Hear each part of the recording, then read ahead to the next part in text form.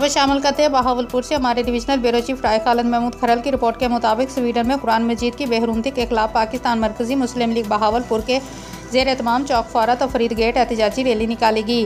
Farid get پر rally کا اختتام ہوا جہاں پہ مظاہرہ بھی کیا گیا۔ ریلی کے شرکاء نے ہاتھوں میں پلے کارڈ اور کتبے اٹھا رکھے تھے جن پر قرآن مجید سے ولولانہ محبت، ناموس رسالت کے تحفظ اور راسموس پالواڈان کی جانب سے قرآن مجید کو جلانے کے خلاف نعرے درج تھے۔